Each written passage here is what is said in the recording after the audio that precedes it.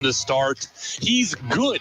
He's not great, and they have made him worse by what they have done to him this year. The passion.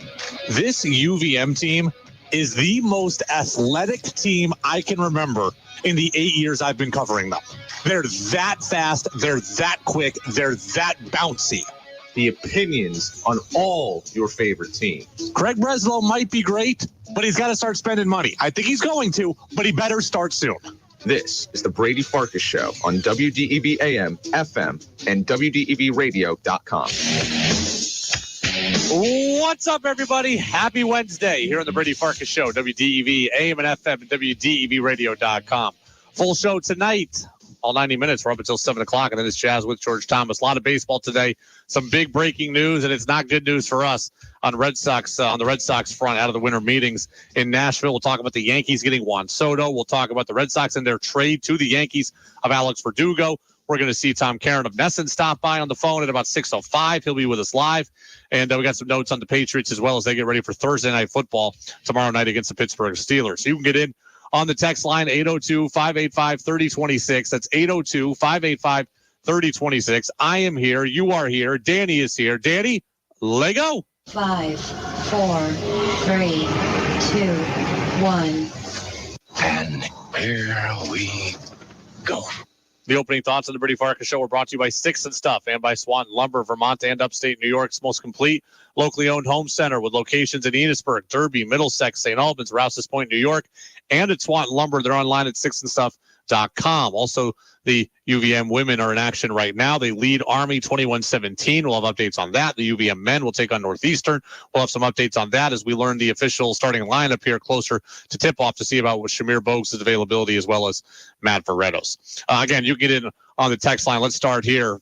This is a terrible day for the Boston Red Sox, right? A terrible day for the Boston Red Sox. Within the last 5 minutes, the New York Yankees have officially acquired Juan Soto, one of the best pure hitters in all of baseball, from the San Diego Padres. Now, they had to give up quite a bit to get him. They gave up Michael King. They've given up a prospect who's one of their top pitchers, last name Thorpe, Johnny Brito, this kid Vasquez on the mound. So they've given up a bunch of stuff. But as far as kind of major league pieces that they gave up, really it's just Michael King and catcher Kyle Higashioka. I don't think that's a whole lot when you're getting Juan Soto back. So maybe the prospects will end up doing well for San Diego. King is a good pitcher. I do like him. But as far as we are concerned right now, the Red Sox and their fans should absolutely be shaking in their boots because the Yankees have acquired Juan Soto. And that is a huge deal. I hate when the New York Yankees get better, and the New York Yankees got better today. I hate when the Boston Red Sox, who finished last a year ago in the American League East, move further back from the pack, and that is what happened today. The New York Yankees finished fourth last year. They were already a little bit ahead of you. They have pulled even further ahead of you today in getting Soto. In getting Soto, the Yankees have acquired one of the best young hitters in baseball. They've acquired one of the best hitters, period, in baseball. I look at Soto. He is 25 years old. He just turned 25. In that time, he is already a 3-time All-Star. He is already a 4-time Silver Slugger. He is already a batting champion. He is already won a World Series title. He has already led the league in on-base percentage twice. Pandemic shortened season in 2020, but Soto had a OBP of 490. He followed up the next year with an OBP of 465 at the age of 22. Make no mistake, this is a great player, a great hitter with a great discernible eye, with great power, who's now going to be playing in that bandbox that is Yankee Stadium. He very well may hit 45 home runs in there, may hit 50. He's never hit more than 35. I'd be shocked if he doesn't break 35 this year. In fact, I think he gets 40. And now you look at an outfield that features Aaron Judge, Juan Soto, and now Alex Verdugo, and you're talking about a DH of Giancarlo Stanton, who no longer needs to be a guy who is necessarily right in the middle of your order. He can now kind of check down a little bit in the order. Anthony Rizzo, the same. The Yankees lineup just got deeper. It just got longer. It just got better. It just got more intimidating. And when that stuff happens, I worry as a Boston Red Sox fan. My goal is for the Boston Red Sox to be competitive this year. I have said I think that it is possible to be competitive this year if you make the right moves and if you spend the right amount of money and if you're willing to trade the proper amount of prospects. The New York Yankees, they just beat you to the punch, though. They just got, outside of Shohei Ohtani, the best bat on the market. And oh, by the way, they're in on Yoshinobu Yamamoto. They very well may get the best arm on the market, too. The Yankees now have immense pressure on themselves, just like they do every year, but they've ratcheted up, as far as I'm concerned, to go out and win the World Series. But as we talk about the Red Sox trying to get back into contention in the American League, it just got harder today. And I absolutely hate that. The Yankees have become very, very intimidating overnight in the matter of minutes since they got Juan Soto. We're talking about a Yankees team last year that featured Isaiah Kiner-Falefa. And, now they're going to have Soto, Judge, Stanton. If they are healthy, which is always the big if, they are incredibly intimidating. You throw in a second year of Anthony Volpe, a healthy year of Rizzo, who only played 99 games last year. Oh, by the way, on the mound, they've got Cold, who won the Cy Young. They've got Rodon, who I can't imagine will be injured and as bad as he was a year ago. So they've got him there also. They still need help on the pitching front. They could still use more in the bullpen. So are they ready to go all the way yet? Probably not. But if they further separated from you, they absolutely have. They absolutely have. Juan Soto is 25 years old. This isn't acquiring somebody who's 34 and over the hill. This is acquiring a guy who in 2023 makes the Yankees significantly better than you. And oh, by the way, also, he very well may re-sign there for a long-term deal, and he may be in New York for a decade. Now, Scott Boras is Soto's agent. Boras clients typically always go to free agency, so I don't know that Soto is going to sign an extension with the Yankees pre-free agency. He very well may just play out the last year of his deal. He could leave New York next year, so they could have given all this up for a one-year rental, but they also could have Soto for the next 10 to 15 years potentially as a result of making this move. Kudos to them. They identified their weaknesses. Kudos to them. They went out and they made the move and they took the swing because everybody around them is taking swings, right? I look at the rest of the American League and Texas isn't stopping. I don't think Houston's going away. I look at Toronto, who might get Ohtani, and this would be total worst case scenario stuff. If the Yankees get Soto and the Blue Jays get Ohtani, and the best the Red Sox can do so far is a possible union between them and catcher Martin Maldonado, we are talking about dire times here in Boston already. Craig Breslow's been on the job for a week, and his competitors have already lapped him. Now, I don't blame Breslow for not getting Soto. I don't think the Red Sox really had what it took to get Soto. But his competitors have gone out and separated themselves from the pack. This is bad news for the Red Sox. Joe in Richmond says, the rich just keep getting richer, but it doesn't matter until they win a championship. How long has that been? Money and the best players don't mean much. Joe's right? We've seen it. Tampa Bay Rays won 99 games last year, had a low payroll. Baltimore Orioles won 101 games last year. Didn't really go out and make any major moves in free agency or at the trade deadline. You can be very good in baseball without a high payroll. Texas Rangers also won the World Series. What did they do? Spend $750 million in consecutive off seasons on Corey Seager, Marcus Semien, Nathan Eovaldi, trade for Jordan Montgomery, spend on Jacob deGrom. They won. That team won the World Series. So you can win that way too. And when we talk about a Yankees team that has Judge and Cole and Stanton and Rizzo and Volpe, who's the rookie of the year in the American League, and now Soto, plus maybe Yamamoto, that's a very, very dangerous team in the American League. Again, they're not without flaws. They are not perfect. I don't think they are better today than the Texas Rangers. But I can tell you that no team in baseball has a better 1-2 or 2-3 in the American League than where Judge and Soto fit in here. We thought that Seager and Semien were great for Texas. Judge and Soto, that's a different level, right? There is no easy way around the early part of that order for the Yankees. If you are Red Sox pitching, you should be terrified today. Tex says Yankees just lapped the Red Sox. P.S. The last time the Red Sox traded a starting outfielder to the Yankees, it didn't work out great. He's talking about Babe Ruth. He's talking about Alex Verdugo. We're going to get to that in a couple of moments as well. This is a bad day, though.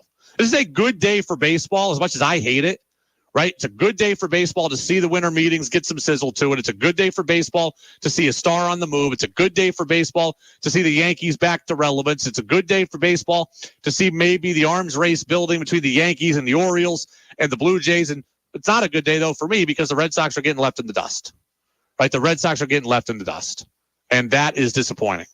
Red Sox have a lot of needs on their wish list. They got a lot of they need a second baseman. They need multiple pitchers. Nothing they need, though, is Juan Soto. Nothing they can get is Juan Soto unless they get Yamamoto. That's the only thing they can do now is get Yamamoto. I don't think that Craig Breslow is going to try to be like, oh, I have to respond to what they did getting Soto. But I'm telling you, Red Sox need a big strike. They need a big win, and they need Yamamoto badly. We'll get the latest from the winter meetings at about 6:05 from Tom Caron, our Red Sox insider over at NESN. Right now, we will talk about the move the Red Sox did make with those Yankees, trading away outfielder Alex Verdugo. What did they get? What are they saying about what the Red Sox got? What is Alex Cora saying? And are we going to miss Alex Verdugo? Talk about it all next on the Brady Farkas Show on DEV. The WDEV studio is sponsored by Sticks and Stuff and Swanton Lumber, Vermont and upstate New York's largest independent home center, powered by Marvin Doors and Windows. Go to sticksandstuff.com for store locations and hours.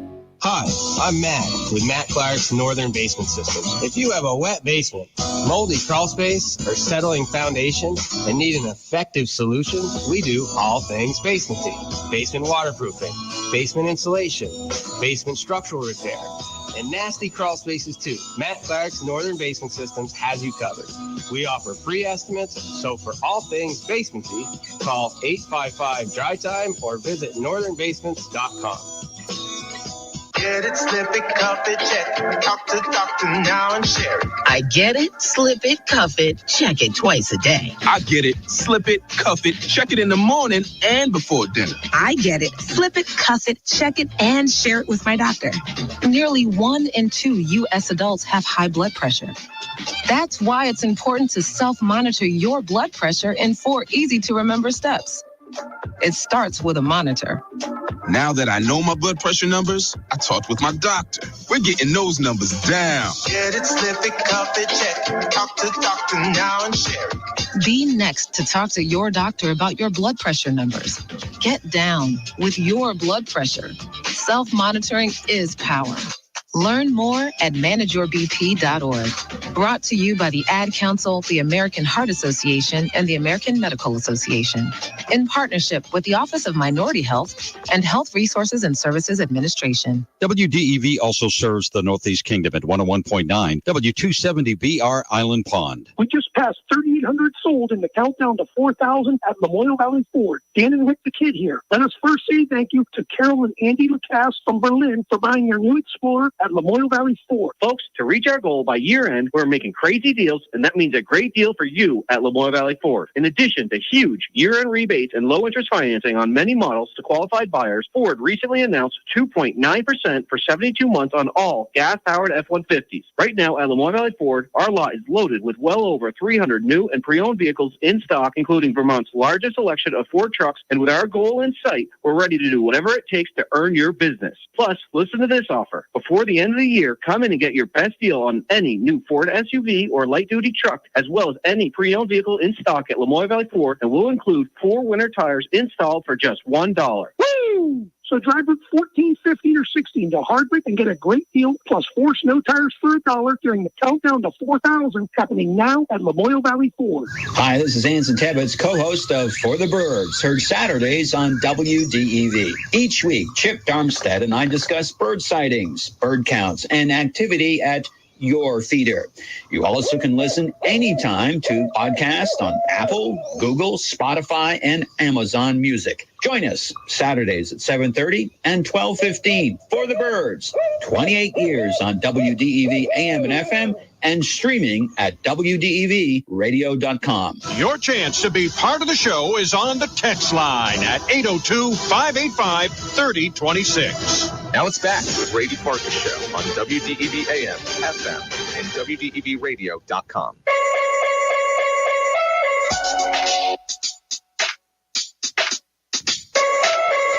Welcome back in, Brady Farkas Show, WDEV AM and FM, WDEVradio.com. Yeah, Yankees get Juan Soto. That was after last night when they acquired Alex Verdugo from the Boston Red Sox. Red Sox made just their 7th trade with the Yankees in the last 50 years. So here was the deal. It broke last night around 8 o'clock or so. Red Sox traded Alex Verdugo. They got 3 pitchers: Richard Fitz, Greg Weissert, and Nicholas Judas. Now, Weissert is a name maybe you know. He's been in the Yankees bullpen for a couple of years now. He's kind of been up and down, but he's been a guy who's appeared at the major league level. Judas is I want to say he was the number 8 prospect in the organization for the Yankees. So he was an 8th round pick. He was an 8th round pick. Look, Keith Law, the Athletic, who I'm not a huge fan of, he doesn't like Verdugo, so he kind of just loves getting rid of Verdugo, period. But he doesn't think the Red Sox got back a ton of value for him. Said everything they got back is kind of nothing more than a middle reliever. So it's not. So he doesn't think this deal is that big a deal, other than just that it was created by the Red Sox and by the Yankees. For me, there's 3 sides to the deal, right? There's 3 angles to the deal, and you can get in on the text line with your thoughts on any of these 3 at 802-585-3026. There is one. Do you mind trading Alex Verdugo, period? 2, do you mind trading Alex Verdugo to the Yankees? And 3, what does the deal now then mean for the Red Sox, right? Those are the 3 angles to it. So number 1, let's just start here. I don't have a problem with Alex Verdugo being traded. I have been saying that for months. Right, I was saying that even in the season for the Red Sox, that I thought Verdugo should be traded. I thought he was going to be traded. And there's several reasons why. 1, he's in the final year of his contract. I am not going to pay him $80 to $100 million. I'm just not going to. So if I'm not going to pay him $80 to $100 million, I need to decide what exactly is the most valuable thing. Is it keeping Verdugo and trying to win a World Series? I don't think I'm there. Or is it moving on from Verdugo now and trying to get something of value for him? That is where I was always willing to go, right? I never wanted to pay Verdugo. And if you think he wasn't going to get that money, he is. Or he's going to want it at least. Andrew Benintendi got $85 million from the White Sox. Masataka Yoshida, sight unseen, got $90 million from the Red Sox. Verdugo's going to be in that range. I wasn't going to give it to him. So if I'm not going to, I was always in favor of moving him. Now, I thought Verdugo might net me back a major league pitcher 1-for-1. Red Sox elected to go with 3 pitchers and kind of throw numbers at their pitching problem. I can't knock that. Would I have liked to see them get a starter that's already major league ready? Yes. But 1, I don't know what the market was like. And 2, I got to at least be excited by the Craig Breslow and Andrew Bailey pitching factory that is being developed in Boston, right? This is what Breslow was brought in to do. Take in arms and make them better and more interesting. Well, they just got 3 arms. Let's see the pitching lab go to work. Can Weissert, Judas, or Fitz become guys that are better than what Keith Law says they are? Keith Law says they're nothing more than middle relievers. Can Breslow and Bailey find a way to make them better than that? Can we get power leverage relievers out of it? Can we create a closer out of it? Can one of them be a starter? I don't know, but now I'm willing to try. You brought in a guy who's renowned for his pitching prowess and his pitching plans. Craig Breslow now needs to be allowed to cook in the lab. So I was always okay trading Verdugo. And on top of the money thing, I don't think Verdugo is that great, to be honest. Like, I think this team will be perfectly fine without him. I give him credit. He can be a fun player, and he does hit a lot of doubles, which I love extra base hits. I love doubles. But beyond that, to me, he's an average player, right? He had 13 home runs last season. Doesn't hit for a lot of power. He hit 264 last season. He's not a batting champ, right? Like, if you can't hit for any power, but you hit 330, like a Luis Arias does, I'd see value in that. Verdugo doesn't do either of those things. He only had 54 RBIs. He's not a true run producer. He only had 5 stolen bases. Heck, he's not a true speedster. He only had a 324 on base percentage. He's not a guy with a great eye. And then his OPS plus, which I don't want to get too into the analytical weeds here, but understand this. 100 is an average major league player. 100 is an average major league player. Alex Verdugo's OPS plus 100. What does that make him? An average major league player. I don't think he's that great. I know we wanted him to be great because he came in the Mookie Betts trade. We wanted to believe he's better than he was because we wanted to think the Mookie Betts trade wasn't as bad as it was. At the end of the day, Verdugo's just an average ball player. He does some things well. He had a good year defensively, hit a lot of doubles, but hits for no power, doesn't run well. And oh, by the way, little immature, showed up late to practice or showed up late to the game on that in the biggest series of the year, I think, against Toronto. Can't have that. So I don't need Alex Verdugo on my team. I have no problem with him being traded. And I don't really have a problem with the haul that they got because I'm supposed to believe that Craig Breslow and his pitching lab can go and make guys better. And now I'm going to get an opportunity to see the proof of that. I'm going to get the opportunity to see the proof of that. Danny, it's going to take me a second to find it here, but I want to play the Alex Cora audio. Cora was talking at the winter meetings today, and he was talking about the trade of Verdugo and talking about the return that the Red Sox got. Go ahead and play it for me. We got 3 capable guys, and as you guys know, where we at right now as an organization, we got a lot of good position players. The part that we need to get stronger is the pitching side of it with Craig and obviously Andrew. I think that's the way we're going to attack the offseason, keep getting better in that aspect. And it opens the window for Abreu, for Duran, to Rafaela to step up in spring training and try to win the job. We'll talk about that in a second. I may have you play that again real quick in a minute, Danny. Texter says, Kyle in South Burlington, Brady, these pitchers may turn out to be assets for a future trade. They might, right? I talk about the Craig Breslow pitching lab being used to develop these guys. If they want to turn someone around and go get someone for him, maybe they will. But nonetheless, I think these players can end up being useful to the Red Sox. Another text says, the Verdugo trade represents whatever value the Red Sox got out of the Betts trade, unfortunately. Look, the Mookie Betts trade was a loss, and it's time to move on, okay?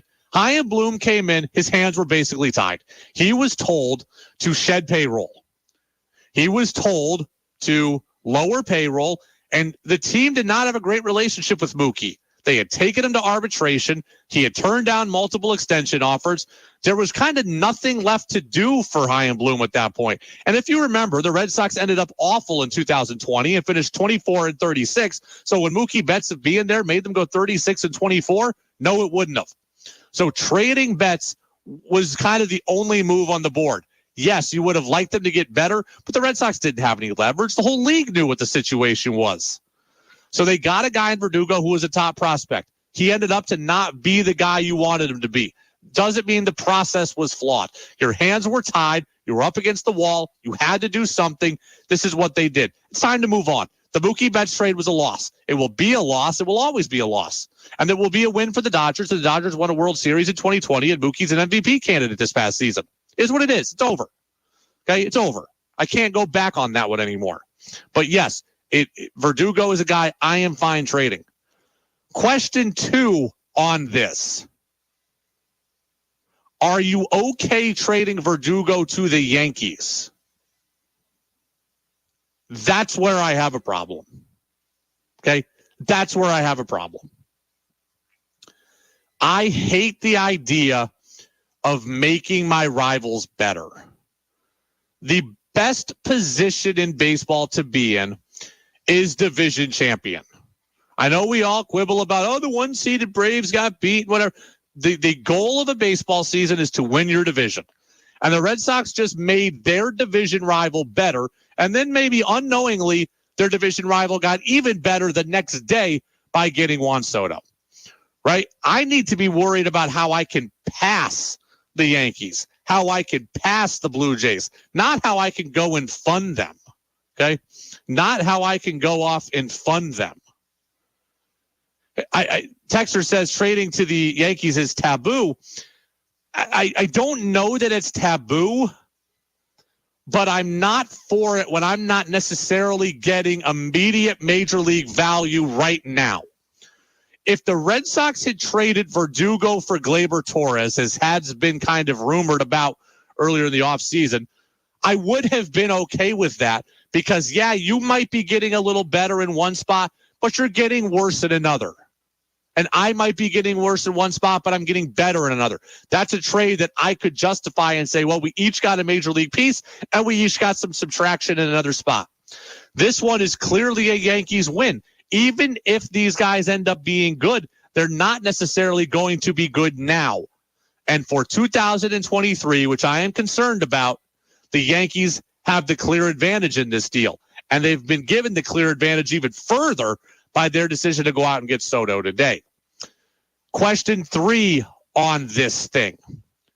The third tentacle out of this deal. What does all of this mean for the Red Sox? I actually think it means a great deal. Danny, play me that same clip from Alex Cora again. We got 3 capable guys, and as you guys know, where we at right now as an organization, we got a lot of good position players. The part that we need to get stronger is the pitching side of it with Craig and obviously Andrew. I think that's the way we're going to attack the offseason, keep getting better in that aspect. And it opens the window for Abreu, for Duran, to Rafaela to step up in spring training and try to win the job. That was the last part. That's what matters to you, right? The Red Sox, by trading Verdugo, have started to clear their outfield glut. Okay? They still have, if you look at the outfield, they've still got Jarren Duran. They've still got Rob Refsnyder. They've still got Wheeler Abreu. And they've still got Masataka Yoshida. That's still already 4 guys there. With Verdugo gone, there's room, though, for Abreu maybe to become an everyday player. Maybe Ceddanne Rafaela, to Cora's point, can step up and become a major league player. Those guys were blocked before. Now they're a little less blocked. So your internal options in the outfield that you like, Abreu and Rafaela, have a clearer chance to playing time, have a clearer chance to making the roster. Also, I believe that the Red Sox will use Masataka Yoshida mostly a designated hitter this year. And I'm going to talk with Tom Caron about this in a little while. But Verdugo's gone. If Yoshida is mostly a DH, then once again, there is even more room in the outfield. Maybe you can get an outfield of Duran and Abreu and Rafaela, all 3 of them at once with Yoshida at DH. Absolutely think that is a possibility. It also opens up the possibility for the Red Sox to go and get a right-handed hitting outfielder, which they need. Verdugo's a lefty. Duran's a lefty. Abreu is a lefty. You need a righty in there. You look around the Red Sox lineup. Casas is a lefty. Devers is a lefty. The only righty they've really got is Trevor Story. The only righty with some power is Trevor Story. You need another one. Do they now want to go get Teoscar Hernandez? Do they now want to go get Lourdes Gurriel Jr.? That option is available to them. They both play, have the ability to play right field. Hernandez did. Gurriel was in left at one point, left last year, but maybe they could play right field. And you've addressed a right-handed outfield shortage. Maybe they could bring back Adam Duvall. I don't know. But these are the opportunities now available to you because you moved Verdugo. He was a good-ish player. But as the OPS Plus suggested, he was a completely just average big leaguer. And by the way, Keith Law called him nothing more than a platoon player. Said he hit .238 in his career against lefties. People need to realize that the Red Sox were wrong trying to play him every day. I don't know that that's fully the case, but I know he's not the $100 million player that he's going to want to be, at least for me. So I was fine moving on. It's the Brady Farkas Show on WDEV, AM and FM, WDEVradio.com. Winter meetings heating up in Nashville. Our guy, Tom Caron, Red Sox insider at NESN, is there. What does he think about the Verdugo trade? What does he think about the Soto move? And what about the big news involving Joe Castiglione? Talk about it all next on DEV. This is WDEV. Vermont's news station, owned and operated by the Radio Vermont Group. From the top of Sugarbush at 96.1 FM, WDEV Warren and Waitsfield. In Berry at 96.5. In Montpelier at 98.3. Along with our founding station, AM 550 WDEV Waterbury, Montpelier. Streaming at WDEVradio.com. 92 years of serving Vermont. The friendly pioneer, WDEV. This is CBS News on the Hour, presented by Indeed.com. I'm Monica Ricks. It is still unclear what led a shooter to target the University of Nevada, Las Vegas today, injuring at least 3 people. But Adam Garcia with University Police Services says the threat is over. We received a call of an active shooter event at 11:45 this morning. Officers immediately responded, engaged the suspect. The suspect at this point is deceased. The shooting happened near the student union where people scrambled for safety. It was definitely terrifying. I didn't know what to do. I was like, oh, well, I can't get out of the restroom. If I stay here, they could come in. I was like, oh, I just didn't know what to do. Colleges and universities statewide are now closed. Prosecutors are considering possible hate crimes charges for a shooter accused of killing 6 people and injuring 3 others, including police officers in Austin and San Antonio, Texas. CBS's Janet Shamlian. The 2 police officers, one with the school district and the cyclist, are expected to be okay. But there are 4 cases now here in Austin, 2 in San Antonio. They all believe are connected, but authorities have not told us how they are linking these all together at this time. Congress could vote soon on emergency aid for Ukraine. Here's CBS's Linda Kenyon. National Security Council spokesman John Kirby says congressional Republicans must be willing to compromise on border security issues as a condition of approving aid to Ukraine.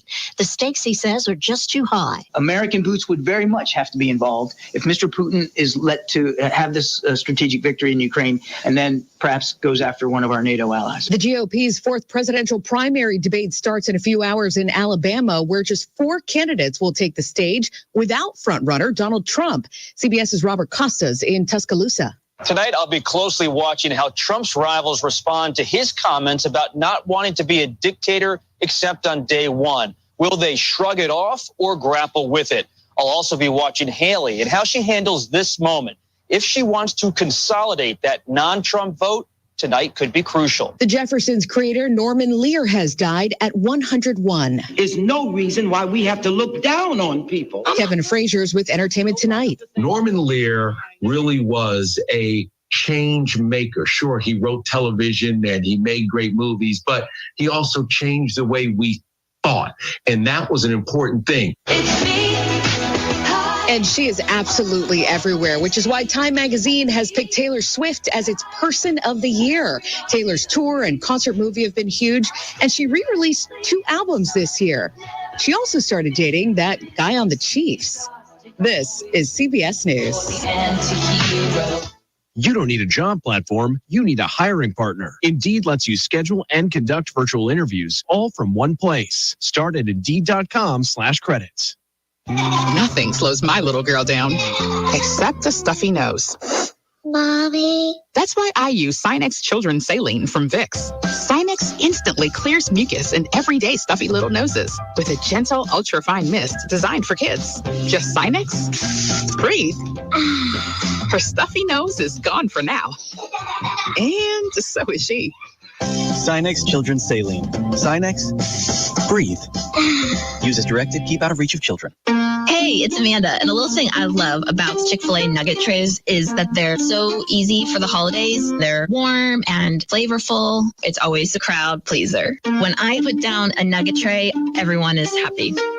Hey, this is Brian, and the little thing I love about the Chick-fil-A nugget trays is the joy that it brings to me and everybody around me during the holidays. They're warm, juicy, and delicious. Cater the holidays with Chick-fil-A today. Available on the Chick-fil-A app. Real guests paid for their testimonials. Looking to brighten up your home and save on energy costs? Barry Electric and Lighting is proud to partner with Efficiency Vermont to help you find the perfect light fixture. Their expert staff can show you table lamps, track lighting, recessed lighting, and more that will enable you to use Energy Star certified LED light bulbs. LED bulbs provide the same brightness, but with 90% less energy consumption, which means big savings for you. Visit Barry Electric and Lighting today on the Barry Montpelier Road or online at barryelectric.com.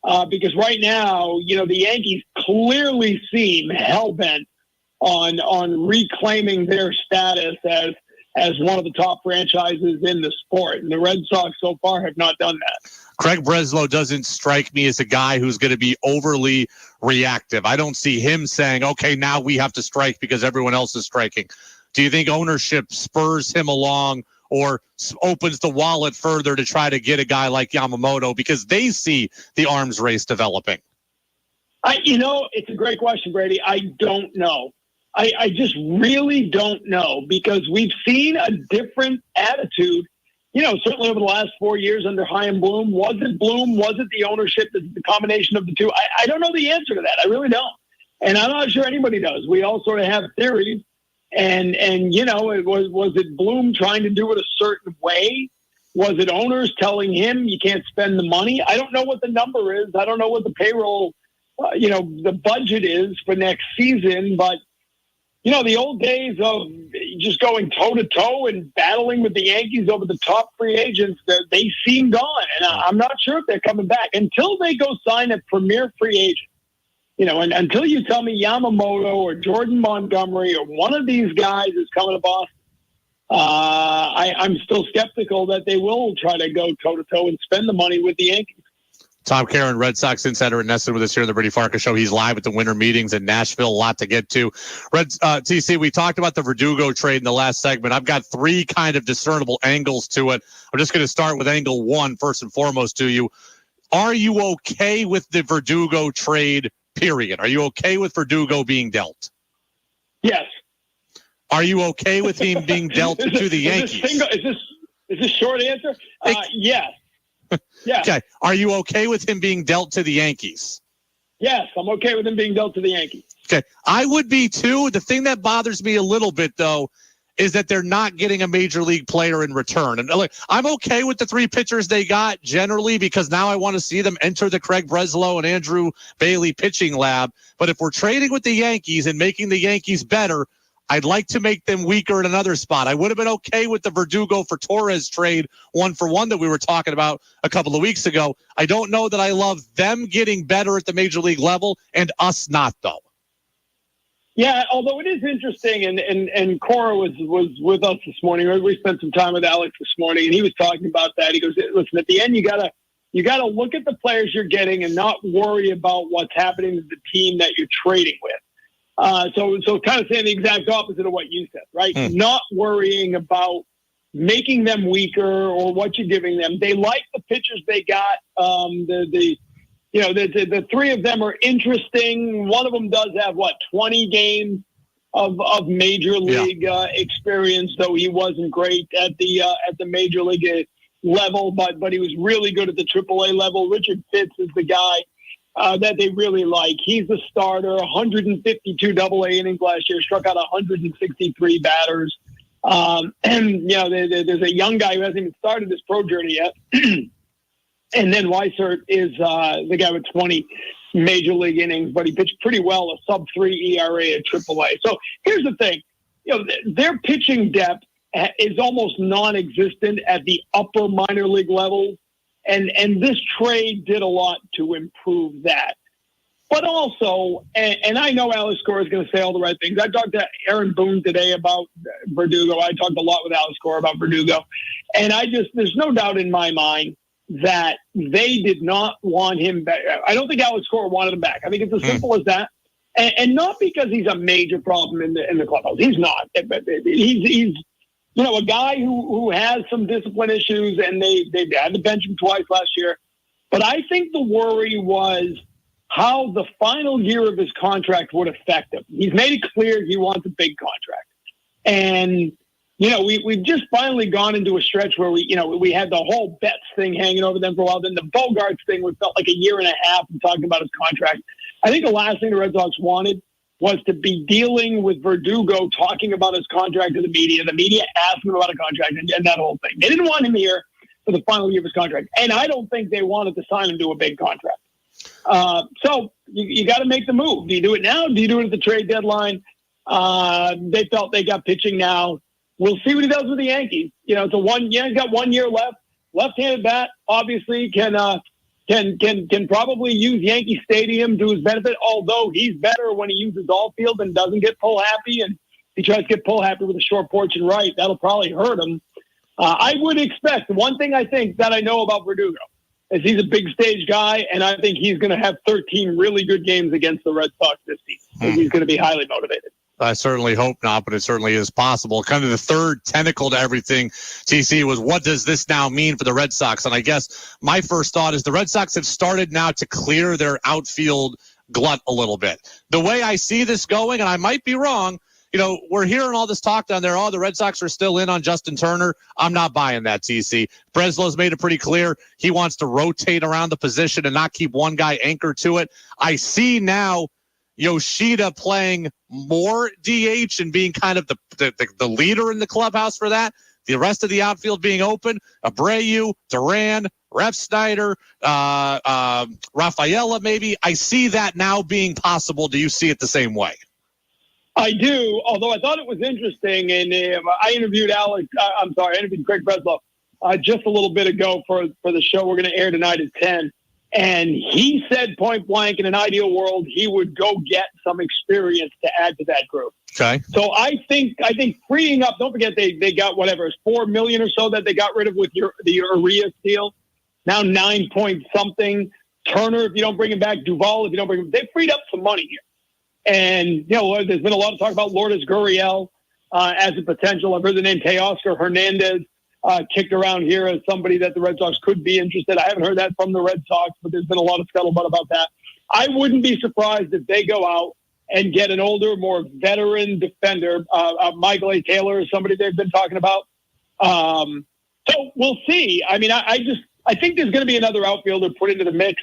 And that would take the pressure off rushing Rafaela, because I'm not 100% sure they feel his bat is major league ready.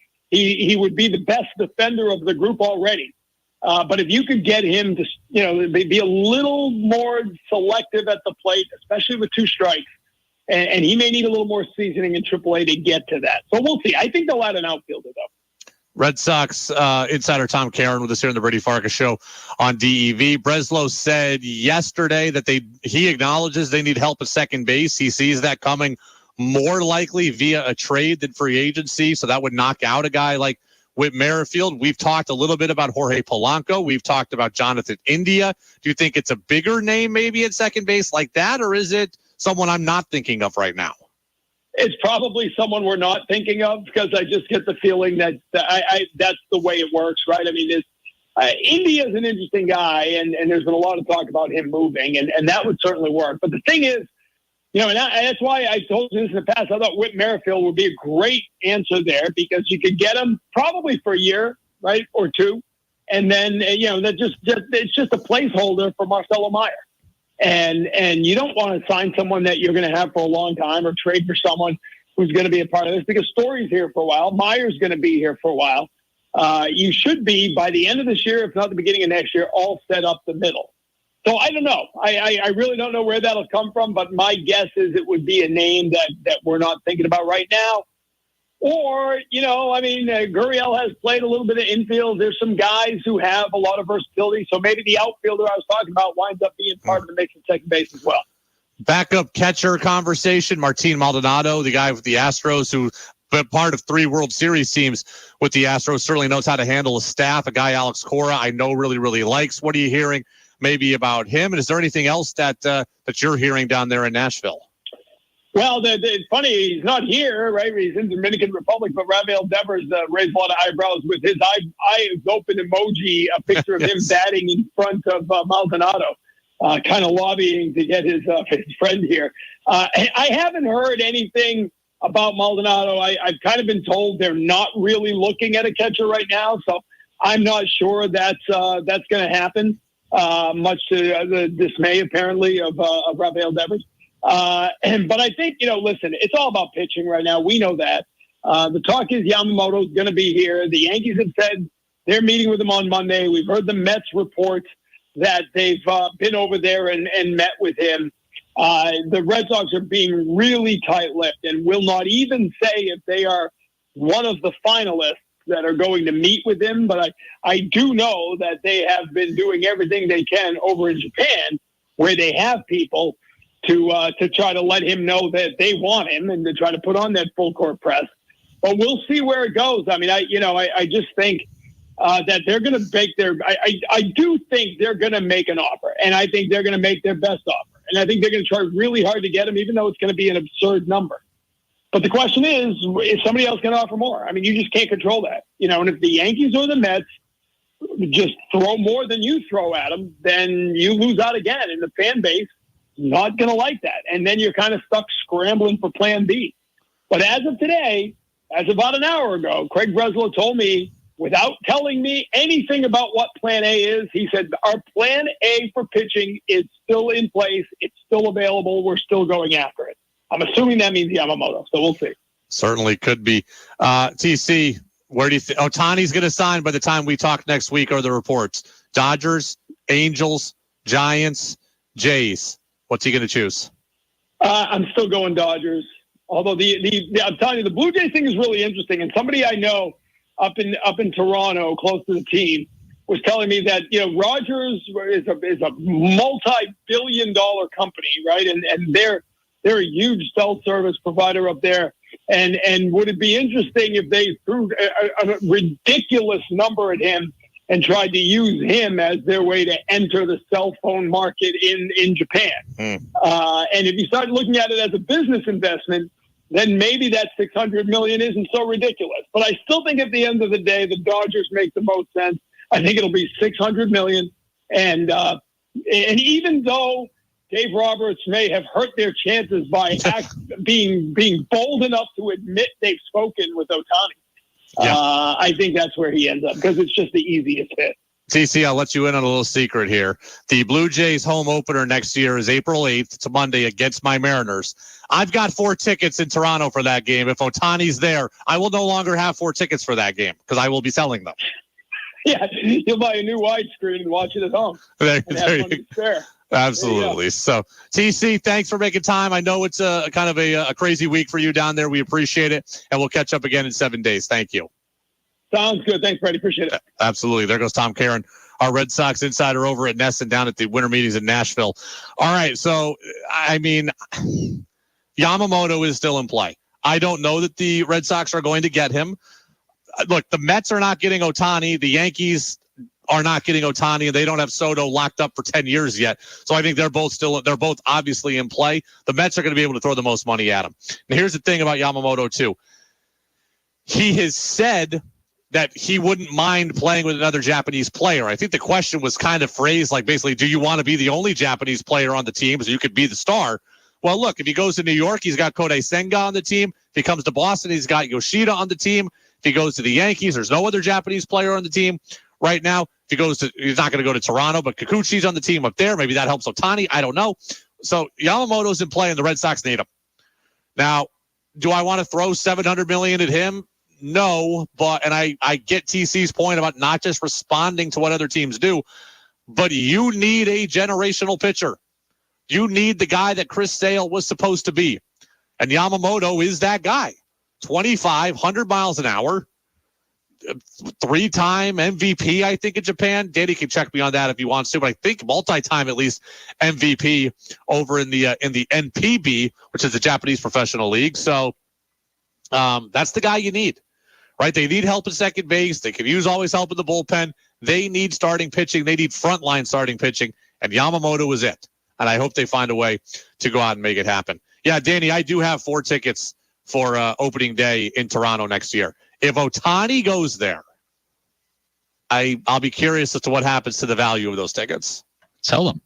Well, that's what I'm going to do if Ohtani gets there. But I'm curious as to, how great it will be. I can tell you my seats are in the upper deck and like the last row of the upper deck. So they are not great seats in terms of closeness. They are in the ballpark. But if Ohtani goes there, I'll be curious as to what the markup on those tickets will be. And look, they're playing the Mariners. I'd certainly like to go to the game, but if you told me that the number got astronomical for Ohtani, I could be swayed. That's for sure. So new car. I don't know that I would be able to sell my last row of the upper deck tickets for a new car. Not sure about that. Good stuff from TC. Let's update you on what's going on right now in the UVM women's basketball game right now. Catamounts are playing Army. There are 6:45 left in this game, and UVM is up 11, 48-37. Danny, it's been kind of a weird game. We've each had it on in our studios, and kind of watching it out of one corner of our eye here as we go. UVM, we've talked a lot about their offensive struggles. We talked about it yesterday with Emma Utterback. They've only gotten over 60 once this season. They're at 48 now with 6.5 minutes to play. They may get to 60, but by the aid of free throws. There have been stretches in this game where offense has been better, but there have been stretches in this game where they've really gone ice cold. I think they've got only 1 3 in this game if I've watched tightly enough. So they continue to not shoot well from the outside. They're at their best when they turn their defense into transition buckets. A team that can't shoot from the outside and then can turn their defense into Emma Utterback just running faster than everybody else and getting down the lane. That's kind of their best bet right now, right? Like I think, Danny, would you agree with that? Yeah. Like their best offense is Utterback just outrunning the pack, and either she outruns the pack and scores herself, or she outruns the pack and gets the defense scrambling and then kicks it to somebody. I've seen her kind of dish off the ball multiple times to Delaney Richardson or Anna Olsen. But that's their best offense. So you could totally prefer the semi-transition type of offense. No, they need to get into transition, because without Catherine Gilwee, and there goes Utterback again, right? She just raced past the defender and she scored in the lane easily there, and they're up 15 all of a sudden, 52-37. This is not to take away from Angela Matic or Paula Gonzalez, because both of them are playing point guard and both of them, I think, are filling in admirably. But when Catherine Gilwee is there, when she's healthy, she's really able to get everybody into advantageous scoring positions. Without her, the point guard play becomes a little more rickety. And when it becomes a little more rickety, everything else becomes just a little bit off. And that's what you could feel about this offense in the half court. When they're in transition and Utterback is leading everything, they are far, far better. And that's a spot right now where they're going to have to live in. 52-37 with just over 5 minutes to play. We do have news on the UVM men's basketball team, by the way. Not good news. Shamir Bogues and Matt Veretto, as we feared, both going to be out today. Both going to be out with those injuries. Bogues with the ankle injury, Veretto with the eye problem. They're both out. They're both listed as day-to-day. Northeastern is 4-5 on the season, but when you're playing without two of your, maybe your 2 best players, or at least 2 of your 3 best players, that is going to be a problem anytime you're on the road. So we'll see what happens for the Cats tonight on the men's side. It's the Brady Farkas Show on WDEV, AM and FM, WDEVradio.com. We come back. Greg Bedard of the Boston Sports Journal has some words about Bailey Zappi. Do we agree with what he's saying? That's next on DEV.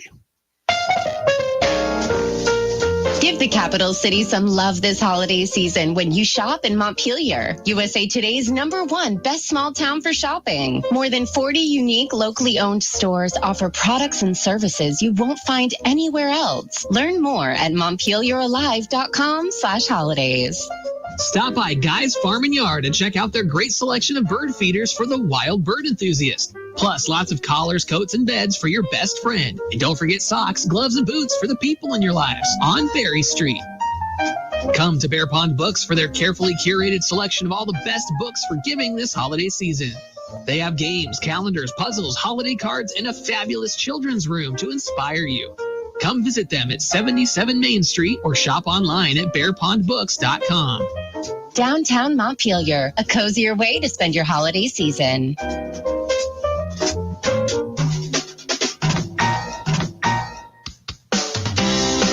New England Municipal Resource Center, NEMRIC, supporting one-of-a-kind local businesses like WDEV to preserve the distinct character of Vermont. Experience warmth and peace of mind this winter with Gillespie Fuels and Propane, your dependable neighbor since 1962. Their commitment to you shines through with 24/7 emergency services, ensuring you stay cozy during the coldest nights. Enjoy worry-free automatic delivery, so you never have to think twice. With convenient locations throughout Vermont, Gillespie Fuels and Propane is always there when you need them. For over 60 years, they've been keeping Vermonters warm. Discover the difference at GillespieFuels.com. Gillespie Gillespie Fuels and Propane, where your comfort is their priority. Guy's Farm and Yard stores carry the best wood pellets available. Stop in and find the best choice for your budget. Colder and wetter weather makes us think of staying warm and dry. Guy's has dry shod insulated boots. See all the styles and colors for dog jackets. They're super popular. Stock up on darn tough socks. Plenty of new bird feeders and seeds to attract your favorite birds. So many good choices at Guy's Farm and Yard, Portland Street, Morrisville, Berry Street, Montpelier, Taft Corners, Williston, and Fairfax Road in St. Albans, and always at guysfarmandyard.com. This is the story of a very special woman. Just a few knew about her superpowers. In a matter of seconds, she turned herself into a great mathematician. She masqueraded as a regular person at work, but as a superhero at home. Everyone knows her as Gabriella. I still call her Mom. Your hero needs you now, and AARP is here to help. Find the care guides you need to help, complete with tips and resources at aarp.org/caregiving. Brought to you by AARP and the Ad Council. Vermonters know they can depend on WDEV day to day and in times of crisis. Paul Costello expresses his thoughts on the importance of WDEV. WDEV, you guys stand for something, and you're like the heart and soul of community radio, and I love that. But, you really all have stepped up in such a great way. WDEV, in service to the community for 92 years. FM 96.1 and AM 550. Streaming at WDEVradio.com. Want Brady to hear your opinion on the sports stories of the day? Text in at 802-585-3026.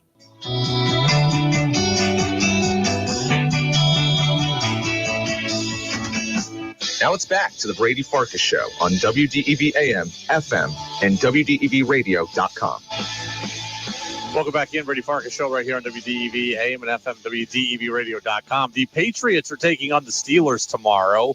Danny, can you believe we're already back to another Pats game? I can't imagine playing after 3 days of rest. Yeah, well, Patriots and Steelers tomorrow. It's going to alter our programming. We will not have a show tomorrow, by the way. So the pregame show begins at 5:30. The kickoff is 8:15. Patriots are coming back at it, right? 2-10 after that 6-0 loss, disheartening loss against the Los Angeles Chargers over the weekend, the game that Danny was at. So we do it all again tomorrow. It's going to mean Friday we're going to have another set of unpacking the Patriots. Hopefully there's something to unpack this time, Danny. I would like to see some points. I'd like to see a little offense. I'd like to see some takeaways. I can't imagine, bless anyone's soul that isn't a Patriots or a Steelers fan that's watching this game, a Bailey Zappi, Mitch Trubisky quarterback experience in prime time. This is where we're at in the NFL season. Zappi against Trubisky. Zappi, I said on Monday, I thought he did some good things, right? His mobility in the pocket. I thought he did some good things. Greg Bedard of the Boston Sports Journal says he was exponentially better than Mac Jones. As far as Bailey Zappi, which I'm sure what you're getting into, is it better than where Mac Jones was? Absolutely. It definitely was. I mean, it wasn't a ton better.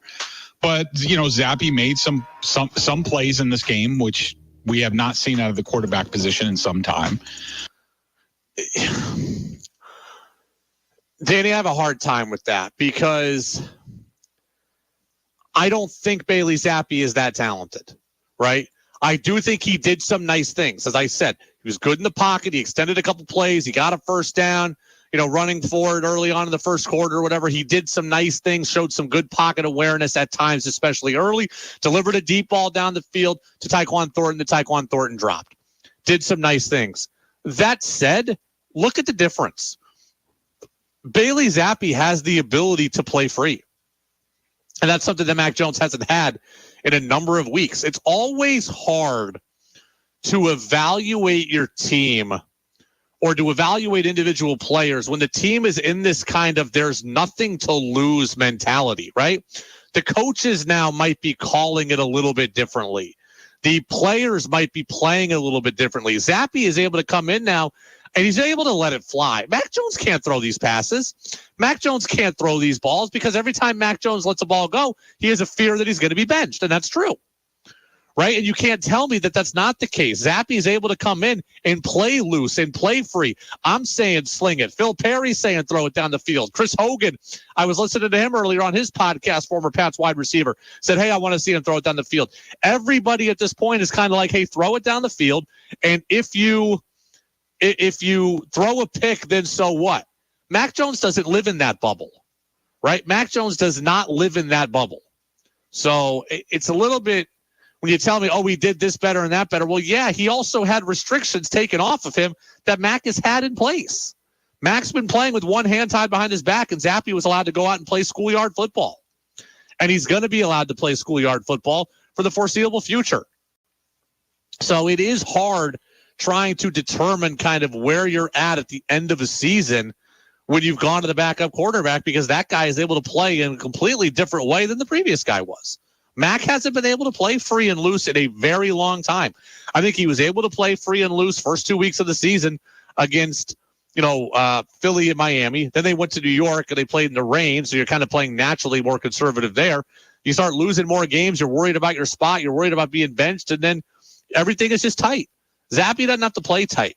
As for how tomorrow goes, Danny, I have no idea at this point. Look, the Patriots are completely shorthanded.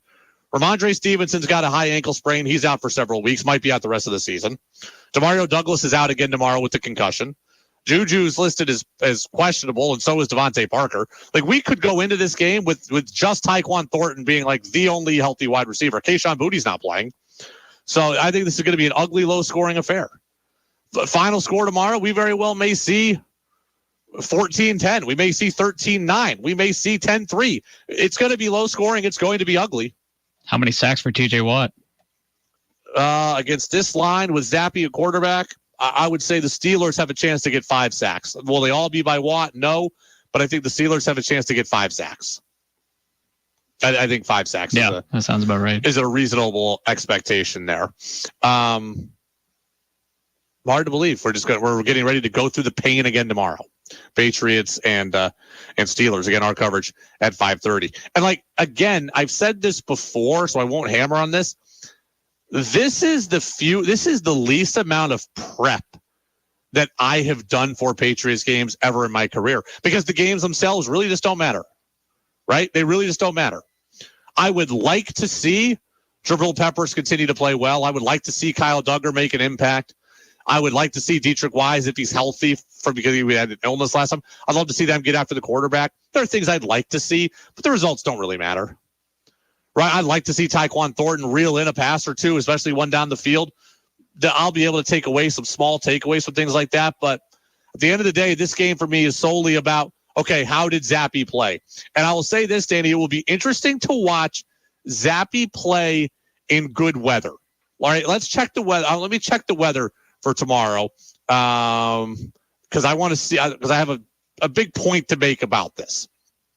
So this game is in Pittsburgh, and the weather for tomorrow is listed as 44 and cloudy. I'm sure that is 44 and cloudy.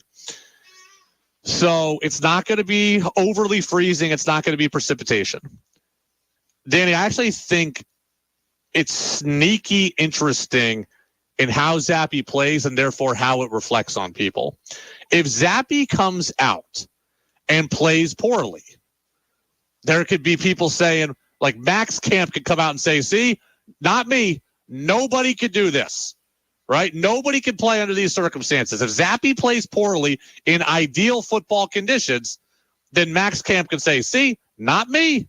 All them. They created this. If Zappe comes out tomorrow in good conditions and plays well, then Bill's camp can say, see, it was never as bad as you all wanted it to be, because, Mac's just not really the guy. Now, again, Zappe might be severely undermanned. He won't have Stevenson. He won't have Boutte. He won't have Douglas. If he plays well without them, then that's really going to reflect well on Bill, who can sit here and say, yeah, see, Mac, just not really that good, right? See, we could have done this with somebody. In which case, we would all say, then why didn't Zappe start earlier if he's so much better than Mac? But nonetheless, I think it's going to be a low-scoring, ugly affair. A low-scoring, ugly affair. Danny, I do think this is an interesting angle, by the way. Before the game on Sunday, I was listening to the Patriots pregame show. I was listening to Albert Breer, and he was talking about kind of the divide right now in the locker room between the offense and the defense. And this was before the 6-0 loss on Sunday. Let me hear what Breer had to say. Some of that frustration, again, is on the part of a defense that's felt the weight of having to carry the team through the last 3 months Now, there are people in the building who would say on the flip side, like, we're not exactly fielding the 85 Bears on the other side of the ball. But clearly there's a little bit of a disconnect there. And a little bit of a disconnect between the offense and the defense. Danny, I'll ask you first. Do you think that there's a big-time divide between the two units? Maybe not huge, but publicly they'll say the right things, but there's probably some resentment there. I think there absolutely is resentment. I mean, early in the year when the team was looking to win, then I think there's resentment because the offense was preventing the team from winning. Now we're at the point where the wins don't really matter, but I think the defense doesn't want to be impacted negatively by the offense any further, right? Devon Godshaw said, we're at the point now where we're playing for the name on the front of the jersey, or the name on the back of the jersey, excuse me, right? There is some selfishness that goes into the end of the season here. So if the defense is on the field more often, right? If it's a 35-25 time of possession split, a 40-20 time of possession split, well, the defense is on the field longer. When the defense on the field longer, they have a chance to get hurt. You get hurt, you impact your earnings in the future. There's going to be real resentment there. When you talk about the defense being on the field longer, chance the defense is going to get scored on. Defense gets scored on, that tape gets out there, and all of a sudden the other teams, and you're in free agency in the offseason or looking at trades, they're lowballing you because they think, well, hey, remember what happened in week 14 against Pittsburgh when you got beat for that touchdown? And you're like, yeah, well, I was on the field for my 85th play of the game. I think that's where the resentment comes in now. Resentment early in the season was about you're impacting our ability to win. Resentment later in the season is you're impacting my ability to get paid, to be on a roster, and to put out good tape. When you get off the field in 3 and out every single possession, and I've got to go out there and play 85 plays, and now I'm tired and my technique is bad and I get injured as a result of it, no one's happy about that. So do I think it is causing heated locker room debate? No, but I think it is certainly something that exists. I think it's certainly something that exists. It's the Brady Farkas Show on WDEV, AM and FM at WDEVradio.com. Freddie Coleman, ESPN radio host. Freddie and Harry is going to join us next on DEV. Thinking about holiday gifts? This season, give a gift that's perfect for kids of all ages. The gift of education. Vermont's 529 savings plan, sponsored by VSAC, makes it easy to save for future college or training. Open an account with as little as $25 or add any amount to an existing account. Grandparents, family, and friends can give too. Learn more at vsac.org/save. That's vsac.org/save. Good signs catch your eye and promote your business. Hi, this is Trisha, Always On Time Signs. We design and produce custom signs for businesses big and small. Commercial signs, safety signs, banners, window, wall, and floor graphics, and much more. You'll be impressed by our customized designs and quick service. And you'll love our competitive prices. Come see how our experienced designers can create the sign you're looking for. Always On Time Signs in Berlin. Online at alwaysontimesigns.com. As the holiday season starts to appear, there's no need to fear or worry about what to buy. And I'll tell you why. Some lottery tickets come with a chance to win up to $20,000.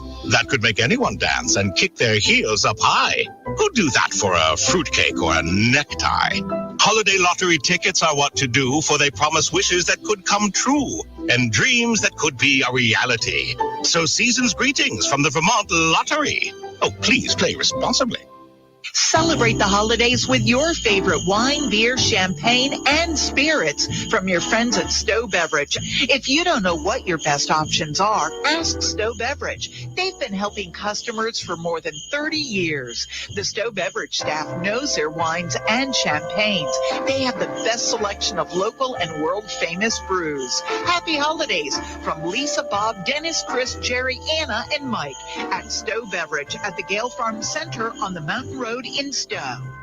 Hi, this is Patty Robbins of Green Mountain Credit Union. Our offices are located in South Burlington, Rutland, and Berlin. Here at Green Mountain Credit Union, we value our veterans. We are excited to now offer VA mortgage programs for both active and retired members of the U.S. military, and in certain cases for the spouses of deceased veterans. Our VA loans require zero money down, so if you are a veteran in need of a home loan, please call your local Green Mountain Credit Union branch and ask to speak to one of our mortgage loan officers. WDEV is your home for New England Patriots football. The Patriots take on the Steelers Thursday night. Pregame 5:30, kickoff at 8:15. Patriots football on WDEV, brought to you by Matt Clark's Northern Basement Systems. For all things basement-y, visit northernbasements.com. And by Quick Lane Tire and Auto Center on Route 15 in Hardwick, your go-to place for routine auto maintenance. At Patriot Transport, affordable transportation for the greater Stowe, Burlington, and Central Vermont areas. New England Patriots football this Thursday at 5:30 on WDEV AM and FM. The Brady Farkas Show now has an interactive text line, so reach out now at 802-585-3026.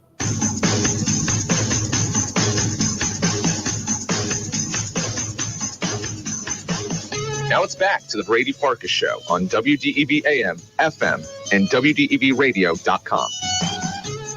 Welcome back in, Brady Farkas Show here on DEV. Dueling interviews today. Our guy, Freddie Coleman, ESPN Radio, Freddie and Harry with me now. Freddie, thanks for being with us. How are you? I'm good, my brother Brady. How's everything with you? Everything was good. Tell me you saw it on Saturday night. UVM and Yale. Catamounts down 5 points with 3.8 seconds to play. Came back and won. I was in the building. Tell me you saw it, Freddie. I did see it, but more importantly, what was it like being in the building to see something like that? It was the weirdest thing. It was like the weirdest and wildest thing I've ever seen, to be honest with you. So Aaron Deloney hits a layup 65-62 with 3.8 seconds to play. And I rolled my eyes. My dad was in town. I rolled my eyes and I go, what, did that help him cover the spread or something? Like I just made an off comment like there was no point in doing that because the game was over. And then all of a sudden, Freddie, offensive foul gets drawn on the inbounds pass. And then you get the ball underneath your own basket. You hit the game-winning shot and the foul. I'd never seen anything like it. You never, ever foul a three-point shooter in that situation. And if you're going to foul a three-point shooter in that situation, you make sure the ball never gets above his waist to put any doubt in the referee's mind. And I know certain coaches will have a different game plan when it comes to that, but I've been the firm believer. If you have a three-point lead and there are 8 seconds or less in the clock, come and get this hug. You are not going to be in a position to tie that basketball game. And if you can't get close to the shooter to do that, then you can't foul him and really allow those kind of things to happen. It was insane. It was a lot of fun, and UVM is going to be in action tonight against Northeastern. And Freddie, that's the one of the games we're watching this week. The other being the Patriots on Thursday Night Football. God bless everyone's souls. A Bailey Zappi, Mitch Trubisky primetime game. What'd you think? What'd you think of Zappi on Sunday against the Chargers in a shutout loss?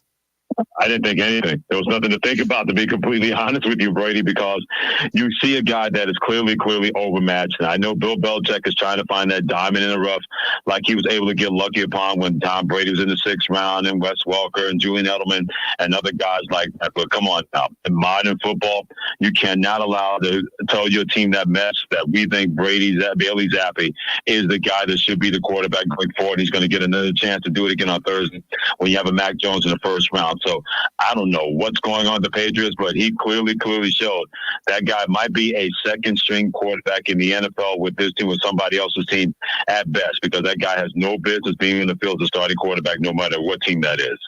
My producer, Danny, went to that game, and I'm trying to create a GoFundMe to pay him back for his weekend reimbursement to that game. But now I was thinking further. My college roommate went to Bills Browns in 2009. 6-3, the Bills lost to Cleveland, and Derek Anderson went 2 for 17 for 23 yards and a pick and won the game for Cleveland, and the Bills still lost. Freddie, what's the worst game you can remember being at? That's pretty darn close, because I remember doing the NFL ESPN radio, and I said to myself, thank God I was not part of watching that foolishness in the building and paid money to see something like that. I think the worst game that I've ever been a part of was when, and this is something I was involved in, when we played against East Stroudsburg my junior year in football. We lost 63-20. You want to talk about a long bus ride 4.5 hours north back to Mansfield with a 63-20 burger upside your noggin. And believe me, they clearly ran up the score. And I get it. You can do that when you're in that kind of position. You're in that kind of lead. But for me, that's the worst sporting event that I've ever been to. And I was a full complicit partner in having that 63-20 game happen, not in our favor, but against us by East Stroudsburg back in 1985. I think I got beat by Oneonta State like 27-9 my freshman year of baseball. Yeah, 27-9. Oh, yeah. How many pitches did you guys go through? Almost the entire staff except for me. I was in bad I was in bad graces at that point, so I wasn't seeing the mound. So I wasn't a part of that one, but I took it on the chin a few other times in my college career. That is for sure. That is one of the things you say to yourself. Thank God that the coach doesn't like me enough to put me out there. Absolutely. So when I look at the Patriots and I think about it, Freddie, they're going to finish here with a top 3 pick, but right now they're in that number 2 spot. Are you in the take a quarterback no matter what club, or are you thinking like, hey, we've seen what happened with Lance, we've seen what happened with Darnold, we saw what happened with Trubisky, maybe the safer pick is Marvin Harrison? Well, that's a really good question. I've always been a big believer. If you believe you can get a quarterback that high in the draft that you believe, and you take a quarterback over a wide receiver, and that's not sliding how terrific Marvin Harrison Jr., I believe, is going to be in the National Football League. But you get an opportunity that you have a chance to take a franchise quarterback. And you believe that guy's Caleb Williams, the quarterback out of USC, or Drake May out of North Carolina, or somebody else. You're not going to be in that position every time. You're hoping not to be in that position every time. But if you have an opportunity to take a guy that can really be that franchise changer at quarterback, you can't all of a sudden say, well, wait to take a quarterback later on and hope to make him a star. Those days should be over when it comes to that line of thinking when it comes to the Patriots, because even you draft Marvin Harrison Jr., he's going to be the Garrett Wilson of your football team because you won't have a quarterback that's going to be able to get him the football. And in the New York Jets case, they thought Aaron Rodgers was going to be that guy. Now they got to go back to Zach Wilson once again. So if you have a chance to get a guy that you believe can be a franchise quarterback, if he's that high on your draft board, you don't take a Marvin Harrison Jr. number 2. You take a quarterback at number 2. Yeah, I agree with you as well. Freddie, you're more plugged into the college game than I am at this point here. I will be once kind of we get towards draft season, but we've heard a lot only about Caleb Williams and Drake May. What do we think about Jaden Daniels, this kid out of LSU? Could he be a guy who's in play for the Patriots that high? I tell you what, I don't know if he's going to be in play that high, but I think anybody that drafts him is going to get a steal because I think he is really, really good. And I know he has a slight frame, but it doesn't really matter if you can't catch him. The ball's out of his hands by the time you get close to him. And the NFL always bulks up guys, and they'll make sure they have enough of that armor. But Jaden Daniels, man, boy, can he play. I'm a big, big fan. I don't know if he's going to go in the first round. If he does, it won't be that high. I could see him maybe being a late first round, early second round pick. But I think anybody that drafts that kid out of LSU, man, they're getting a steal because I think he's going to be really, really good at the next level. Freddie Coleman, ESPN Radio. Freddie and Harry with us here on the Brady Farkas Show on DEV. Freddie, Celtics are out of the in-season tournament, lost a tough one against Indiana the other day. I got to tell you, Freddie, it took me a little while to warm up to the tournament. I wasn't sure when the games were, which game is a tournament game, which game isn't, who's in our pool, what's our record. But once I started to get to the knockout round or get to the last day of the pool play, I really started to buy in. What have you thought of the in-season tournament so far? I thought it was a blast the minute I had a chance to see those games early on, and just seeing how the players didn't check out and the fans in the buildings didn't check out. That says a lot for how many people wanted to see if this was going to work. And the minute they got a taste of it, they said, okay, I want more. And how much fun was that game the other night between the Celtics and the Indiana Pacers? And believe me, if the NBA had their way, there'd be Bucks and Celtics on one side of the Eastern Final, and then the Lakers and anybody else on the other side. At least you got the Lakers and the Pelicans, and you get Zion Williamson. But the fact that so many NBA players and NBA teams and NBA fans were buying in and paying close attention. The one common denominator, Brady, that I heard was this needs to go. I didn't hear that. I heard what can we do to make this a little bit better because this is pretty cool. That has been a saving grace for the NBA because you never know how things are going to land. That landed properly from the jump, and it got even more and more attention that people are being more invested in. And I can't wait to see exactly what that's going to look like, the semifinals this week and then the championship final next week in Las Vegas in a winner-take-all situation. You know, I'm disappointed the Celtics are out of the in-season tournament. Ultimately, I know they have bigger fish to fry, so it's not the end of the world. But when you look at a team like Indiana, a team like New Orleans, a team that's younger, more ascending, up and coming, do you think this kind of thing can be a big kind of building block, jumping off point for a team like that? Well, it could be a building block for both of those teams, but also here's something else, Brady, on the other side. If you're the Boston Celtics, you're saying, man, that team's going to be really good. We better keep an eye on them. So it can't just be about Milwaukee. It can't be about Philadelphia, because you may not see those teams until the second round. But you could have a first-round matchup with the Indiana Pacers. And as Tyrese Halliburton showed, he can go. And here's a hard guy to deal with, whether he's got the ball in his hands or setting up the ball for other people so they can make those kind of plays. That, I think, has been a kind of a benefit with the in-season tournament, because potential playoff matchups in the first round or the second round could possibly happen, and people got a chance to see that on a national level involving the playing games when they came to the knockout round. For a lot of people, they didn't have any idea how much Indiana Pacers may be the best scoring team in the NBA. They got a pretty good look about that against the Boston Celtics. And if you're the Celtics, you can say, man, this is going to be a playoff-type atmosphere. We had a chance to deal with it. We could see this team again in 7 games, potentially, of this. It could kind of be a precursor to, okay, what can we do to make sure that team that is on the come-up doesn't take our spot and continue to come up at the expense of us in the playoffs if we meet in the playoffs in the NBA. Freddie, I'll get you out of here on this kind of an off thing here. I was listening to Chris Carlin yesterday on your network. He was talking about Army-Navy coming up this weekend, and that's going to be played at Gillette Stadium. So it's going to be a great kind of, tie into what we're doing here. But as someone in yourself who has lived in New York a lot of your life, I got to ask you, have you ever been to a game at West Point? Because I'm putting it on my bucket list if I keep hearing how great it is. Carlin loved it. Have you been there?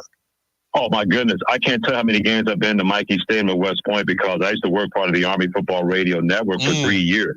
So I had a chance to be with the late Bob Outer, who was the play-by-play voice, and Dean Darling, who was still the color analyst, and he and Rich DeMarco do a fantastic job. But I tell people all the time, if you get a chance to go to Mikey Stadium, that should not just be a bucket list item. That should be an item that you want to go to a game each and every year, even if it's 1 game a year.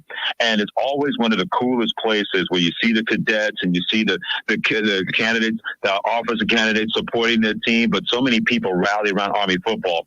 And the best time to go is right in October, when the leaves are settling and the foliage is happening, and it's got a great background in the back of that stadium. Comes to Mikey Stadium. It is one of the coolest places to see a football game. I don't care if Army's playing a Division III opponent. Just being there at Mikey Stadium, it is worth the trip to go to West Point, New York, and have a chance to be a part of history from the past with Army football, and being a part of that by being at Mikey Stadium. Well, all right. It's on the list. It's on the list now. I got to do it in 2024. Freddie, you're the best. Be well. We'll catch up next week. Thank you.